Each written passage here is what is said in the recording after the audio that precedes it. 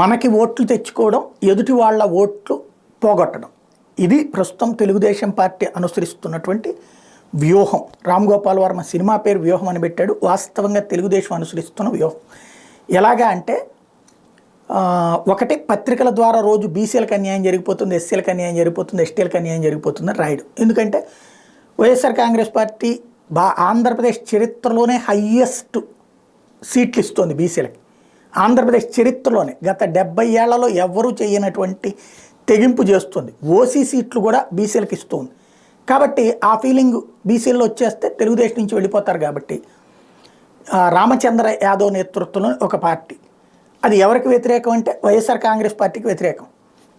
దానికి వ్యతిరేకంగా అంటే యాదవ్ సామాజిక వర్గం, బీసీల్లో ఉన్న యాదవ్ సామాజిక వర్గం అనిల్ కుమార్ యాదవ్, లేకపోతే కారుమూరి నాగేశ్వరరావు వాళ్ళ అబ్బాయికి ఇప్పుడు యాదవ్ సామాజిక వర్గానికి అక్కడ టికెట్ ఇచ్చారు కదా, ఎంపీ టికెట్ ఇచ్చారు ఏకంగా ఏలూరు.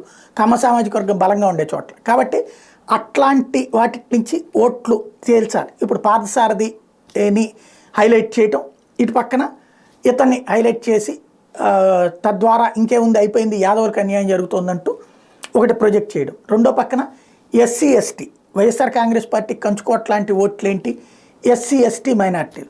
కాబట్టి ఇప్పుడు ఎస్సీ ఎస్టీలకు వచ్చేటప్పటికి హర్షకుమార్ మీటింగుల మీద మీటింగులు పెడతారు. పెట్టి ఫైనల్గా ఇప్పుడు తాజాగా ఆయన జనసేనకు ఓటేసేయమన్నారు. ఆయన వచ్చింది కాంగ్రెస్ పార్టీ నుంచి, ఉన్నది కాంగ్రెస్ పార్టీలో, ఇప్పుడు కాంగ్రెస్తో విభేదించున్నారు. ఆయన ఒక మీటింగ్ పెట్టి ఎస్సీలు అందరూ కలిసి తెలుగుదేశం జనసేనకు ఓటేయండి అని చెప్పేసి పిలుపునిస్తున్నారు ఆయన. తద్వారా వైసీపీకి ఓట్లు పడేటటువంటి సామాజిక వర్గాలలో ఉన్నటువంటి వాళ్ళని ఆయా సామాజిక వర్గాల్లో కాస్త ఫెమిలియర్ ఫేసుల ద్వారా వైసీపీకి ఓటేయకండి, తెలుగుదేశానికి ఓటేయండి అనేటువంటి రూట్లో తీసుకురావడం అన్నటువంటి ఒక ఎత్తుగడ ప్రస్తుతం తెలుగుదేశం అనుసరిస్తున్న వ్యూహం.